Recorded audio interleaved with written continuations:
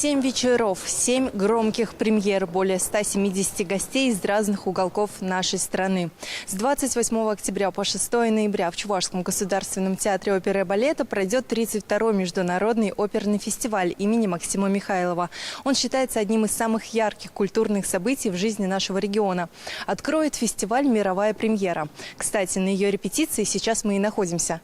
Какую постановку так ждут, не дождутся жители и гости Чувашии? Чем еще будут удивлять на фестивале искушенных зрителей? В эфире программа «Вести культура». Здравствуйте!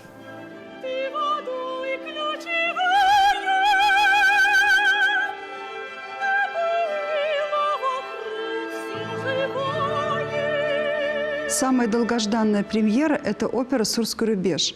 Мы с самого начала 2022 года ведем подготовку этой оперы. И 28, конечно же, октября зрители смогут уже увидеть эту постановку на сцене Чувашского театра оперы и балета. Опера ставится на гранд главы Чувашии. Сейчас уже репетиции идут полным ходом. Декорации, костюмы для наших героев, они готовы. И мы с нетерпением ждем уже зрителей.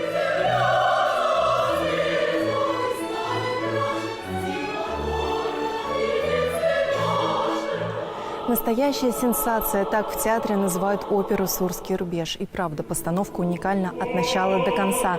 Над ней корпеют самые талантливые режиссеры, артисты, балетмейстеры и художники. Спектакль ставит молодой режиссер из Санкт-Петербурга Ирина Гаудусинская. Кстати, недавно она стала одной из победительниц прошедшего в Москве 5-го международного конкурса молодых оперных режиссеров «Нано-опера». Ирина рассказывает, поначалу боялась взяться за такое сложное произведение. Я из мира классической академической музыки, и надо сказать, что обычно, когда ты слышишь словосочетание «музыка современного композитора», ты немного готовишь себя к чему-то. Но в данном случае, когда я послушала первые отрывки произведения, которые мне отправили перед постановкой, я была в таком восторге, что я просто не могла отказаться, потому что это действительно интересное, глубокое, красивое, смотрибельное и интересное по звучанию произведение. Великая Отечественная война – это очень сложная тематика, потому что она касается каждого. В каждой семье есть воспоминания, в каждой семье есть боль по этому поводу. И поэтому это та тема, к которой нужно относиться с максимальной бережностью, деликатностью и любовью.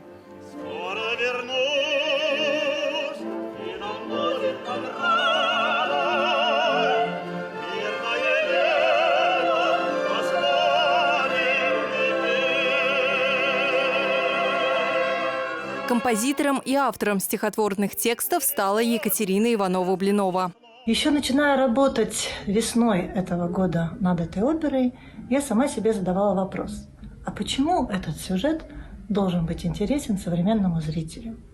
Ведь, казалось бы, история про то, как много измученных женщин, стариков и детей роют противотанковый ров, мало кого может заинтересовать.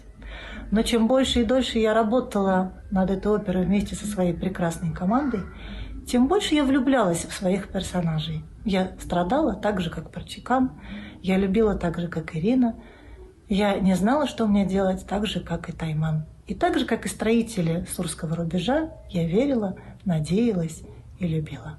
Либретто оперы полностью оригинальное произведение. В основе нет никаких художественных первоисточников. Написала его Карина Шебелян, предварительно изучив архивные материалы и чувашские обычаи. Вся наша команда авторов и постановщиков подошла к этой важной теме с большим уважением. Мы консультировались с музейными работниками, изучали исторические материалы, воспоминания участников.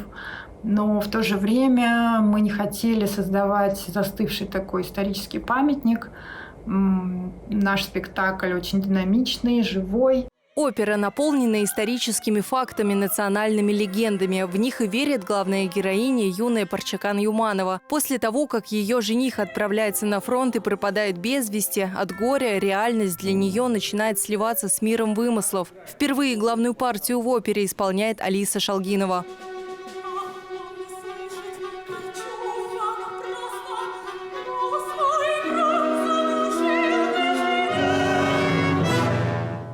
Алиса недавно работает в театре. Девушка признается, перед премьерой, конечно, есть сильное волнение. Мое первое, именно так сценическое, скажем, воплощение. До этого были только студенческие работы. Я хочу, чтобы просто у нас все получилось, и чтобы мы все поймали вот это ощущение от какого-то события, праздника, что у нас получилось донести мысль до зрителей о том, что любые беды проходят, все будет хорошо в любом случае. Всегда живет надежда, и она никогда не умрет. Опера уже почти готова. Музыкантам и артистам осталось довести свои партии до совершенства. Им, кстати, предстоит не только вокально отличиться, но и освоить искусство танца. Даже тем, кто далек от балетного мастерства. Кстати, впервые в театре танцевальной партии в качестве хореографа ставит Алексей Рюмин, он же ведущий солист балета. Для меня это, наоборот, это очень интересно. Людям, которые не имеют хореографического образования, но танцевать умеют, потому что танцевать умеют все. Вот. Попытаться их привести к такому какому-то общему знаменателю, чтобы это, с одной стороны, было сценично, с другой стороны, не было танцами, потому что мы все-таки не балет ставим. Задавать настрой артистам в этом году будет оркестр театра оперы и балета под руководством дирижера Никиты Удочкина. За костюмы и декорации оперы «Сурский рубеж» отвечает театральный художник из Санкт-Петербурга Елисей Шепелев. Он задумал кое-что интересное и даже, на первый взгляд, необычное – совместить конструктивизм советского времени и чувашские национальные символы. По поводу конструктивизма я, наверное, от него оттолкнулся, потому что познакомился с элементами чувашских орнаментов. И от этого мы с режиссером подумали, что можно как-то внедрить эти детали крупными формами в пространство. И поэтому в самой сценографии все пространство решено за счет перехода от одной плоскости в другую плоскость. И эти плоскости у нас изображают какую-то ту или иную часть какого-то элемента. Ну и этот элемент уже дальше интуитивно зритель сам додумывает, откуда он, каким он является, плохим, хорошим, положительным или отрицательным. И в костюмах это тоже немного прослеживается. В ватниках зимних, то есть это не чисто бытовой костюм, а все-таки немножечко мы от него отошли и решили его как-то тоже стилизовать. Опера пронзит сердце каждого, уверенно в театре. Ведь соединение мифа и реальности, переплетение судеб не может не захватывать. Здравствуйте, дорогие друзья! Хотелось бы пригласить вас на премьеру оперы «Сурский рубеж», которая вовсе не про 41 и 42 год. Она про нас. Я буду очень рада видеть вас в зале, поэтому до встречи 28 октября. Второй премьерный показ состоится уже 4 ноября. Да и к тому же 28 октября на сайте chgtrk.ru будет идти прямая трансляция. Мы ориентируемся на зрителей разного возраста, с различными потребностями. То есть мы увидим и русскую классику, мы увидим и классику зарубежную. И каждый найдет спектакль по своему вкусу. Праздник вокального искусства 29 октября продолжит опера «Ася» по одноименной повести Ивана Тургенева. Причем постановка будет вовсе не классической. В этот вечер на сцене представят новую версию «Аси». Ее создали студенты и преподаватели двух вузов – Государственного музыкально-педагогического института имени Михаила Ипполитова Иванова «ГИТИСа».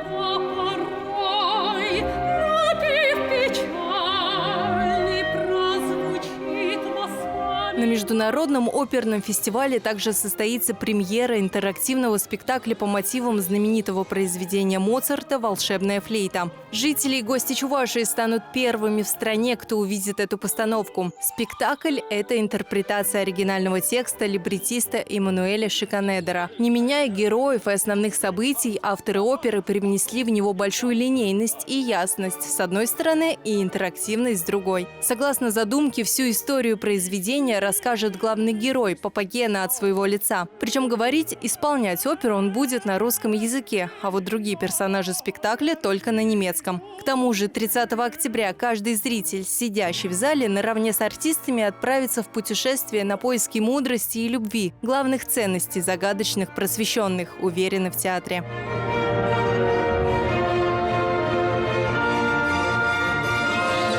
3 ноября ноября зрители заглянут в потрясающий мир академического искусства на концерте под названием «Влюбиться в музыку». «Влюбиться в музыку» он уникальный в первую очередь тем, что зрители увидят Олесю Петрову, это солистка Михайловского театра, гастролирующая по всему миру, и репертуар ее просто зашкаливает. Она все, что возможно в нашем оперном репертуаре спеть, мне кажется, она спела.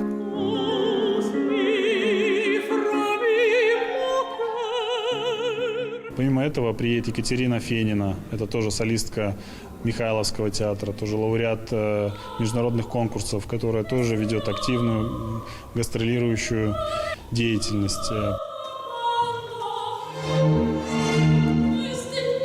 Помимо этого аккомпанировать будет Анастасия Рогалева. Это концертмейстер мирового уровня, тоже из Санкт-Петербурга, из консерватории.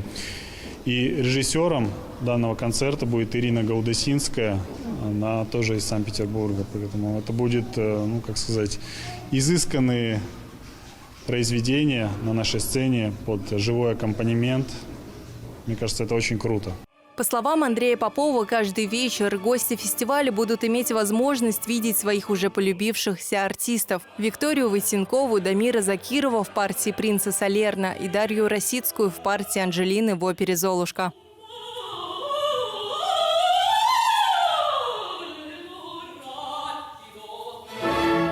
Почти 2 столетия «Золушка» является частью репертуара лучших оперных театров мира. 5 ноября спектакль станет украшением и Чувашского театра оперы и балета. Зрители увидят современную, ироничную и абсолютно не детскую постановку Санкт-Петербургского музыкального театра «Зазеркалье». К слову, спектакль рассчитан на категорию зрителей 16+. Он создан во славу музыки и великого Россини, говорит режиссер. Именно поэтому на сцене теснятся, устанавливаются стройными рядами, передвигаются, выстраиваясь кругами и диагоналями ширмы, нотные листы, страницы партитуры «Золушки». Они не фон, а участники игры, легкой и остроумной. Кстати, спектакль – лауреат Национальной театральной премии «Золотая маска», Высшей театральной премии Санкт-Петербурга «Золотой софит».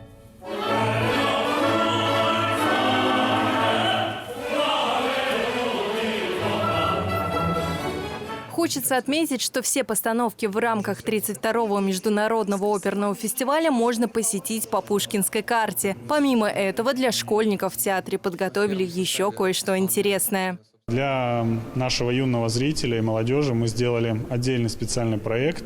Это Дни открытых дверей в оперном. Встречать будет детей, зрителей наших юных не просто экскурсовод, а это будет призрак оперы, который проведет их по закулисью, расскажет разные традиции театральные. Ребятам будет возможность дана помузицировать на музыкальных инструментах, получить азы вокала, попробовать сделать несколько балетных движений.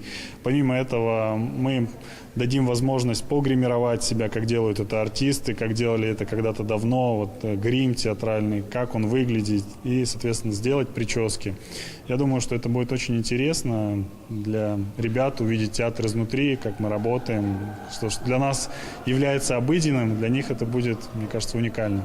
Представьте себе дорогое колье, драгоценные камни, блеск золота и самоцветов. Вот так, подобно ювелирам, в театре подготовили и гала-концерт. Закрытие 32-го международного оперного фестиваля. В этот вечер на сцене самые яркие, интересные постановки.